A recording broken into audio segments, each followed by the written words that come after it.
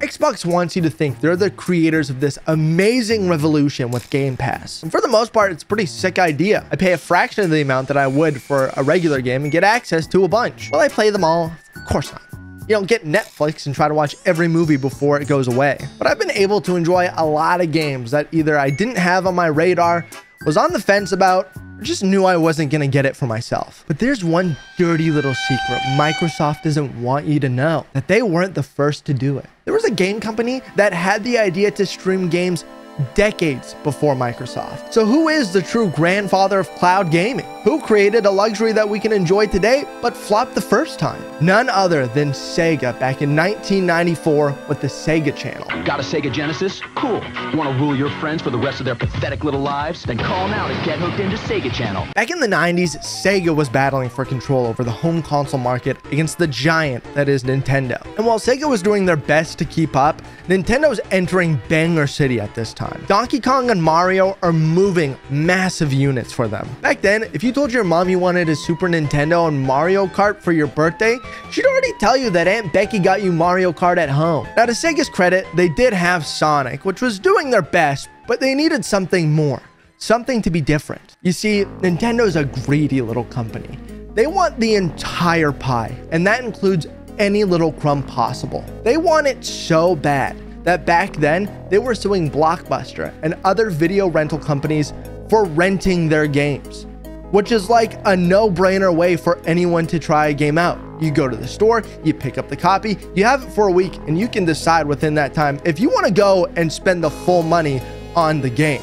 You only needed to play GoldenEye for one sleepover to know that if you owned this game, you would be the coolest kid at school. And buying a game's a big commitment. How are you going to convince your parents to drop $60 on a game when the last time they did that, you played it 1 to 2 times, you found out it sucked, and you never played it again? They remember that. They remember when they spent that money, and you don't play that game. This little crack is how Sega could change the entire landscape. And in 1994, they released the Sega Channel, a place where you had access to up to 100 games every month for the low price of 19 bucks. That deal is almost as good as subscribing to this channel, which is free. And if you like the video, it means my cats can eat.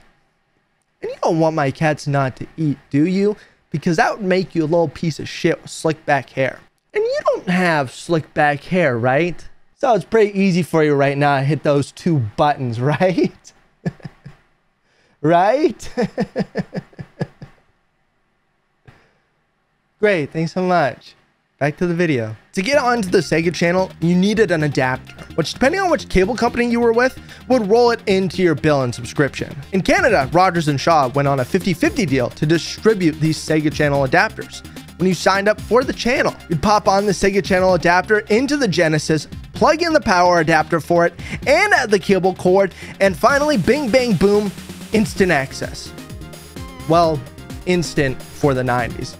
Took like a minute to boot up into the channel, but once you got in, you were in. What was really cool about the Sega Channel is you had access to demos of the latest games on Test Drive's page. For an extra fee of $3, you could get the Express Games page, which gave you early access to new games for 48 hours. And with about 100 games rolling in and out every month, there was a lot you could play. Sega Channel even had games that weren't available for purchase in North America, like Alien Soldiers.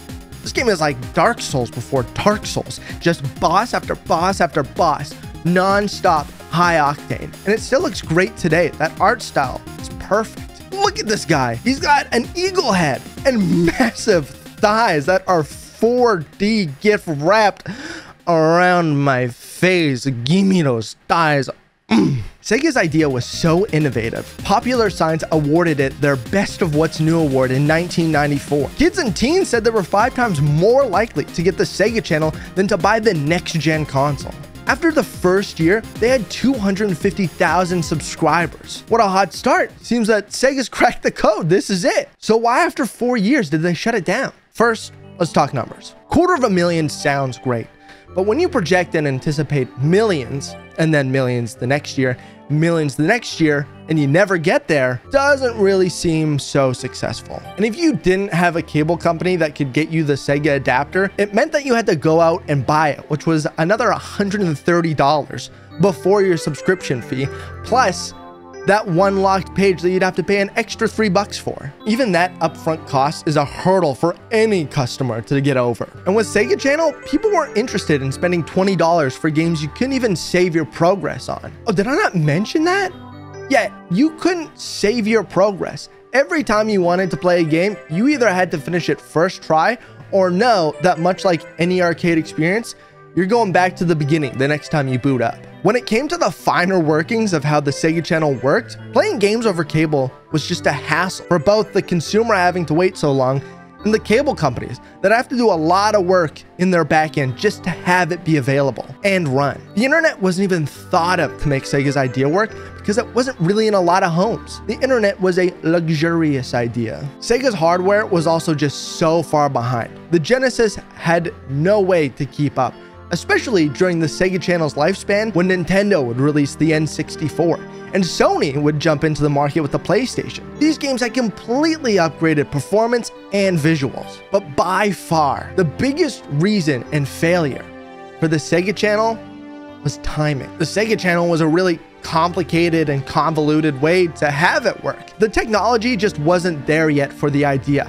Running a game through a cable cord, the worst way to do it. But because internet isn't really around in everyone's home, there's not even a chance to theorize about using the internet yet. Nintendo is also in a golden age of releases. They're not only producing classics in-house, but they have rare, cranking out masterpieces like Banjo-Kazooie and GoldenEye. It was as if they saw what Sega was doing and said, I took that personally, and then straight up cranked it to 11. Newcomers were also just coming into the home gaming space with better hardware out the gate, which could easily compete with the Genesis and dunk on that. Plus, the Sega Saturn kind of gets lost in this and really still isn't up to par with the baseline of the N64 and the PlayStation. In hindsight, Sega didn't have a shot. Nintendo was just far too big at the time and doing way too much to really dominate the space. The Genesis just couldn't compete with new hardware that was coming out, and Sega themselves were not going to get to a place that was going to outdo or even be on the same level. Playing games through cable just doesn't really work that well, especially if you can't save the game. But the idea of the Sega Channel is the seed that would be planted that we get to enjoy today with Game Pass. And if it wasn't for Sega throwing a Hail Mary trying to stay around in the console wars of the 90s, we probably wouldn't have Game Pass or even a lot of great online gaming that we do today. So even though they lost the battle, they went down as a hero. Thanks, Sega.